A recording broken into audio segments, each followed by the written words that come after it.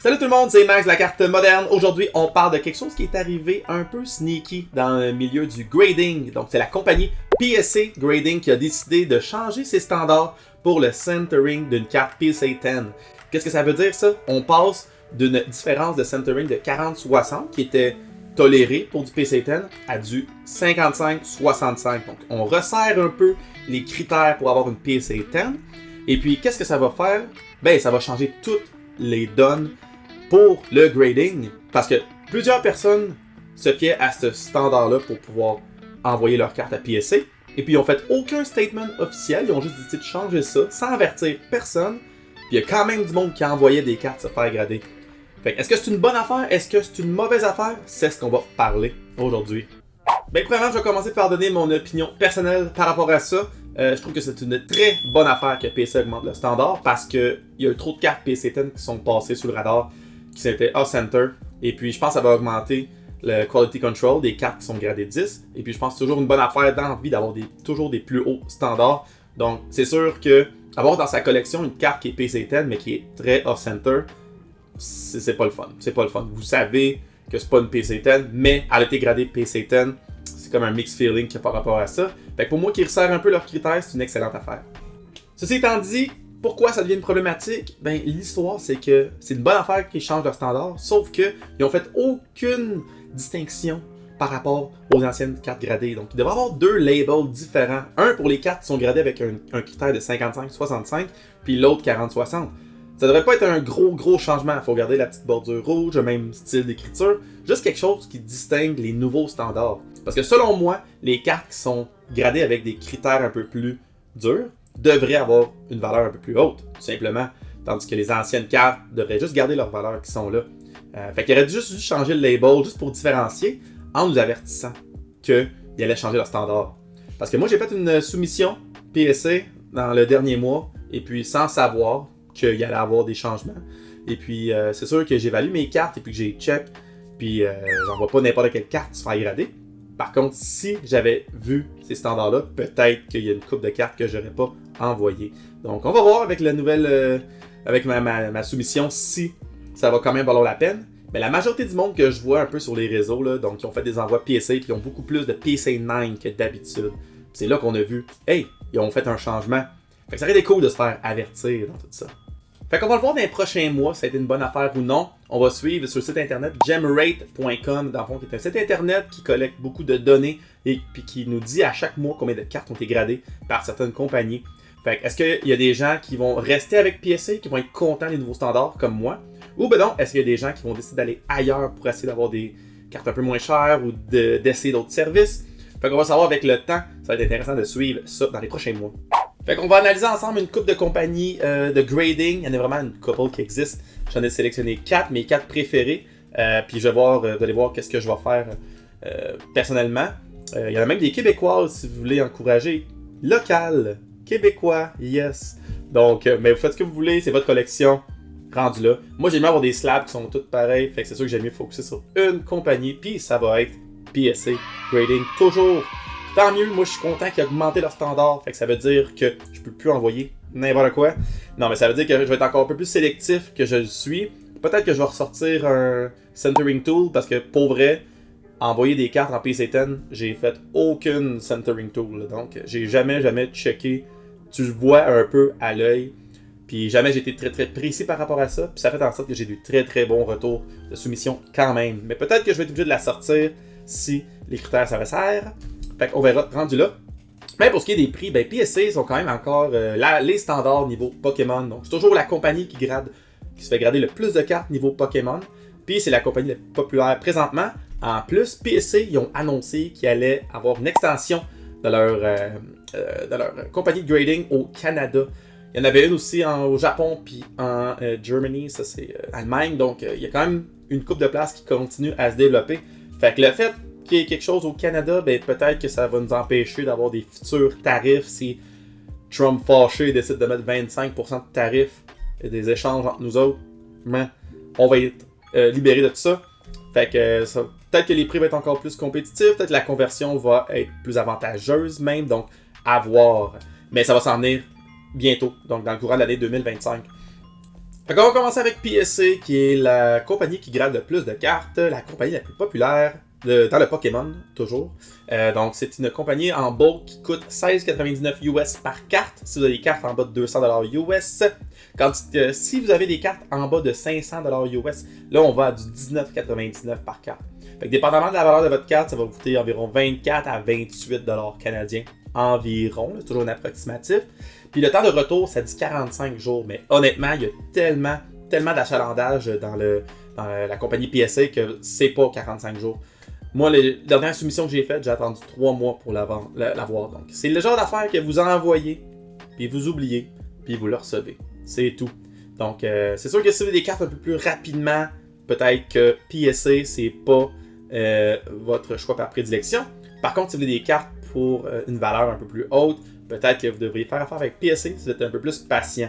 Donc, vu qu'il y a beaucoup d'achalandage, vous allez attendre un peu plus longtemps. Par contre, une PSA 10 va valoir plus, mettons, qu'une CGC 10 présentement. Donc, c'est juste la popularité, ça paye, c'est tout. Parlant de CGC, c'est peut-être la compagnie qui va avoir le meilleur rapport qualité-prix parce que ça coûte vraiment moins cher d'envoyer sur CGC. Donc, c'est 12$ pour un bulk des cartes qui valent en bas de 500$ US. Ce qui n'est pas négligeable, c'est 8$ de moins US par carte comparativement à PSA. Fait que CGC, par contre, le retour, ça dit 35 jours, mais je ne sais pas si c'est vraiment 35 jours. J'ai jamais fait affaire avec eux et je ne ferai jamais affaire avec eux, personnellement, parce que j'aime pas la slab. Donc, tout simplement, je trouve que la slab est pas belle. C'est une bonne raison, ça.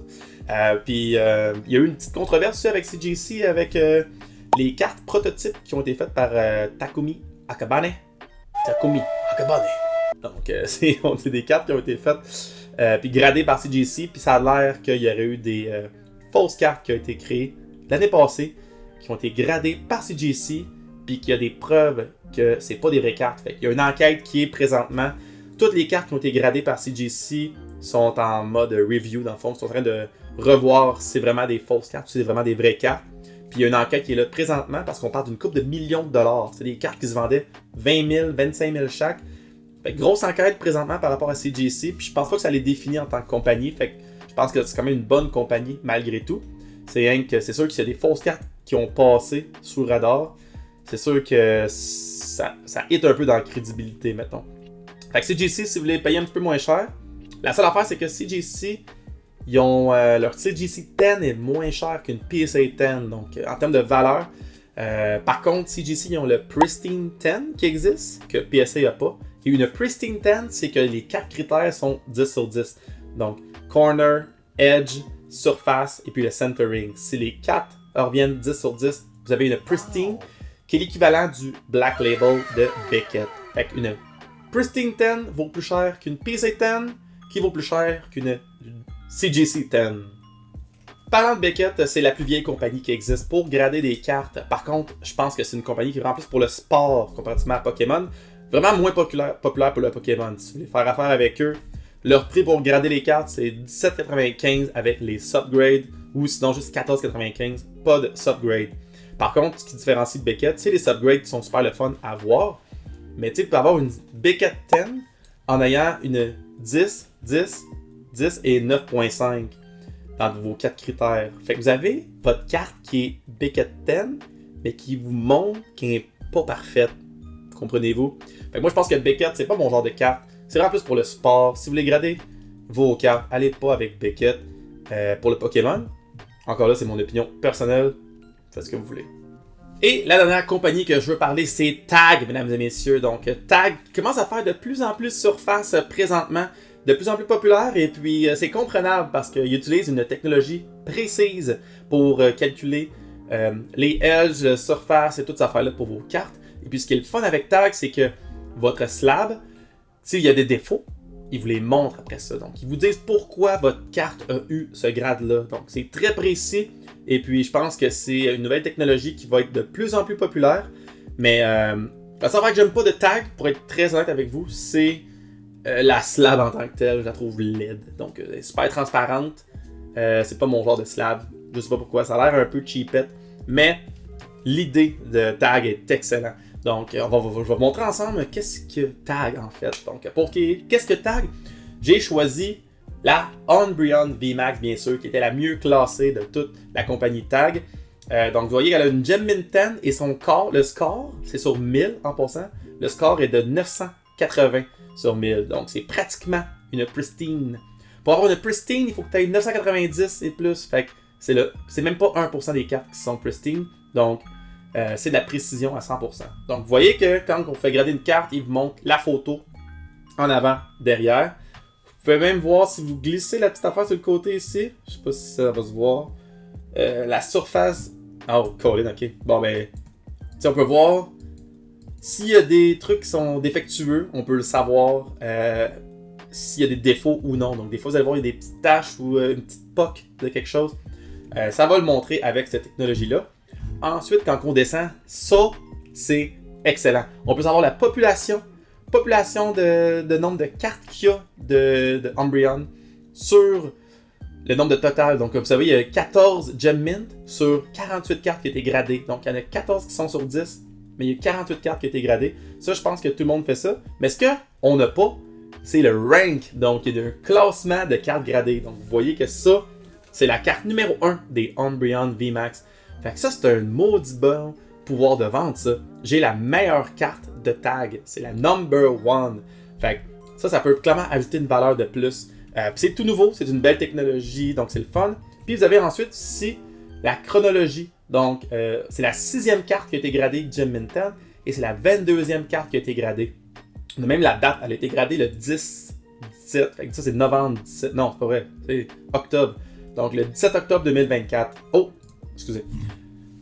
Fait que c'est quand même très intéressant. Puis après ça, on a tous les détails au complet. Donc, vous voyez que le devant a eu 980, le back a eu 977. Ça, je pense que c'est la surface. Non, je pense que c'est l'overall, c'est ça. Puis là, vous voyez, vous avez tous les critères. Centering, corner, surface, edge, et la dimension même. Hey. Dimension, c'est là qu'on a ça. Fait qu'on va cliquer maintenant sur on peut cliquer sur les corners. On va cliquer sur le corner ensemble. Puis vous voyez qu'on a les 4 corners de face. On peut voir selon tous les angles pas possibles. Il y a des photos qui peuvent prouver selon les dimensions. Fait que vous voyez que la carte est pratiquement parfaite. Quand on descend, on a la même affaire, mais pour le back. Donc vous voyez que pour X raison, les dimensions du back sont meilleures que les dimensions du front. Même si c'est la même affaire. Regarde, je m'obstinerai pas avec la haute technologie de tag. Mais bon. Après ça, on a le front edge. Fait que ça, vous voyez, ça c'est tous les côtés. Donc ça, vous voyez, c'est le top de la carte, le bas de la carte. On a le right, le left. Fait que vous avez, il y avait tous les critères. Fait que ça, pour vrai, je trouve ça vraiment intéressant que s'il y a un défaut sur votre carte, c'est indiqué comme ça. Puis, ils avaient toutes les statistiques pas possibles. Par contre, quand vous payez pour avoir tout ça, la carte coûte 35$ à faire grader. Fait que c'est vraiment insane. Je trouve ça vraiment excellent, mais coûte un petit peu plus cher pour avoir toutes ces statistiques-là. Puis ça, vous voyez, c'est la slab. Donc, vous voyez, la slab est un peu trop transparente. Elle a l'air un peu cheapette. C'est mon opinion personnelle. Mais vous voyez, si je suis capable de zoomer. Ah oui, je peux zoomer comme ça. Fait que dans le code QR pour accéder aux statistiques de votre carte, vous avez le score qu'elle a eu, donc 980. Puis après ça, vous avez accès à toutes les statistiques qui sont là. Fait que, shout out to Tag, très bonne idée. Pour moi, je trouve que c'est. La seule chose que j'avais à refaire, c'est de changer votre slab. Un peu trop simpliste, mais en même temps, PSA c'est un peu ça, mais avec une petite bordure rouge. Regarde, les goûts sont de la nature. Fait peut-être que Tag, avec l'arrivée des nouveaux critères de PSA, peut-être que Tag vont commencer à faire surface. Le seul problématique de Tag, c'est que vu que c'est super précis, peut-être que ça va être plus difficile d'avoir des cartes Gem Mint 10. Mais c'est plus difficile, peut-être que la valeur des cartes Gem Mint 10 vont être plus chères, simplement. Fait c'est comme. Ça fait quand même un petit bout que ça existe, cette affaire-là, mais je pense qu'on va voir de plus en plus de cartes Tag qui vont se faire grader dans les prochains jours. Fait que oui, Tag, je suis très curieux de voir comment ça va se développer, puis j'ai le goût d'en envoyer pour cette compagnie-là. Probablement que si j'ai une carte qui est vraiment là, pristine, 10 sur 10, là, que je pense qu'elle va venir là, parfaite, je vais essayer de faire une petite expérience puis de l'envoyer à Tag. Je sais que c'est plus dispendieux, mais ça peut être le fun de faire des petits tests de même. Par contre, dans mon cœur, c'est toujours PSA qui est la meilleure compagnie pour grader. Et puis le cœur ne trompe pas. Donc, suivez votre cœur, messieurs, dames. Sinon, laissez-moi donc en commentaire quelle est votre expérience de grading. Si vous avez fait affaire avec CGC ou Beckett ou avec une autre compagnie de grading, parlez-moi de vos expériences de grading parce que j'aime ça en apprendre un peu plus sur les autres compagnies que PSA. Et puis sinon, je vous dis tout le temps merci beaucoup d'avoir écouté jusqu'à la fin. Je vous rappelle de me suivre sur Facebook, Instagram, je mets du contenu à chaque jour. Et puis je vous rappelle que c'est vous qui collectionnez ce que vous voulez. On se dit à la prochaine fois. Ciao la gang!